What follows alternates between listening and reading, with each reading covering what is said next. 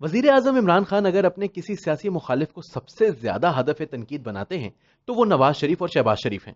उसकी एक तो सियासी वजह है, क्योंकि सियासी तौर पर इमरान खान या पीटीआई को अगर अपने किसी मुखालिफ से सबसे ज्यादा खतरा है तो वो नून लीग और शरीफ खानदान है। जब करप्शन की बात आती है तो खान साहब शरीफ बरादरान को ही सबसे बड़े करप्ट और चोर का खिताब देते हैं, और उनका यह बयानिया अवाम में काफी ज्यादा पजीराई हासिल कर चुका है। पैनामा स्कैंडल ने क्या और किस किस के बारे में इंकशाफात किए, पैनामा जेआईटी कैसे बनी और किस तरह चुन चुन कर अपनी मर्जी के लोग उसमें व्हाट्सएप कॉल के जरिए लगवाए गए। कोई 400-500 पाकिस्तानियों के नाम पैनामा स्कैंडल में आए, लेकिन नैब और सुप्रीम कोर्ट ने सिर्फ उस वक्त के वजीर आजम के ही केस को फोकस किया। इकामा की बुनियाद पर नवाज शरीफ को बतौर वजीर आजम नाअहल करार दे दिया गया और यह भी कहा गया कि वो सादिक और अमीन नहीं। पैनामा स्कैंडल में आने वाले किसी दूसरे फर्द का केस ना तो नैब ने खोला, ना ही सुप्रीम कोर्ट ने इस बारे में कोई नोटिस लिया। यह बात दुरुस्त है कि वजीर आजम या उनके बच्चों का नाम स्कैंडल में आ गया तो एहतसाब उनसे ही शुरू होना चाहिए, लेकिन यहां पैनामा स्कैंडल शुरू भी नवाज शरीफ से हुआ और खत्म भी उन्हीं पर हो गया।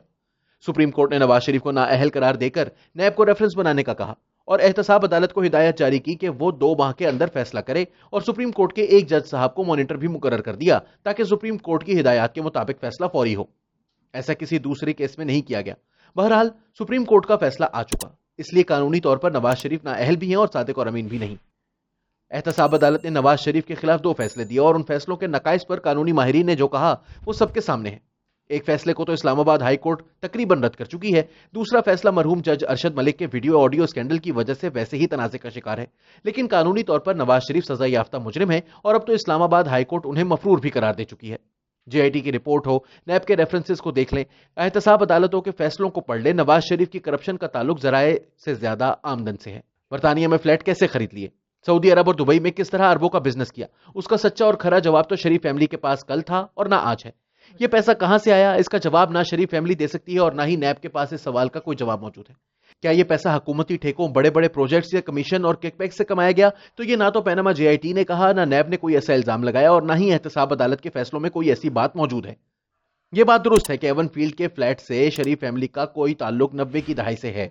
कतरी खत मशकूक थे। अगर किकबैक्स नहीं लिए, कमीशन नहीं खाया, तो यह पैसा कहां से आया जिससे बैरून मुल्क असासे बनाए गए? इसका जवाब पाकिस्तान के अमूमी तौर पर हर बड़े बिजनेसमैन को टटोलेंगे तो आपको मिल जाएगा, और वो जवाब मनी लॉन्ड्रिंग है।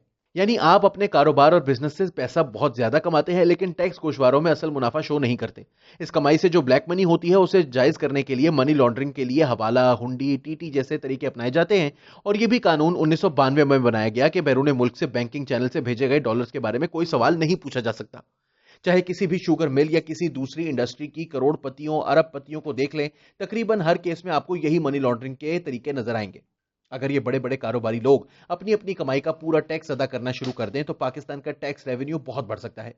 गोया शरीफ फैमिली जो गुज़श्ता कई दहाइयों से बिजनेस में है, वो उन्हीं तरीकों पर चलती रही जो अमूमी तौर पर हमारा कारोबारी तबका, उसका ताल्लुक चाहे किसी भी सियासी जमात से हो, का तरीका कार रहा और शायद अब भी है।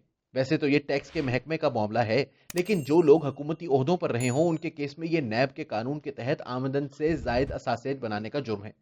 जब हम कहते हैं कि जो काम शरीफ फैमिली ने किया वो तो हर बड़ा कारोबारी करता है, लेकिन यहाँ एक बुनियादी सवाल ये पैदा होता है कि एक ऐसा खानदान जो पाकिस्तान पर हुक्मरानी करता रहा, क्या उसे ऐसा करना चाहिए था? हरगिज नहीं। लेकिन शरीफ फैमिली ने ऐसा नहीं किया, और यही वो काम है जिससे चाहे कानूनी तौर पर जायज भी बना दिया जाए, उसका दिफा वो लोग नहीं कर सकते जो खुद हुक्मरान रहे हों।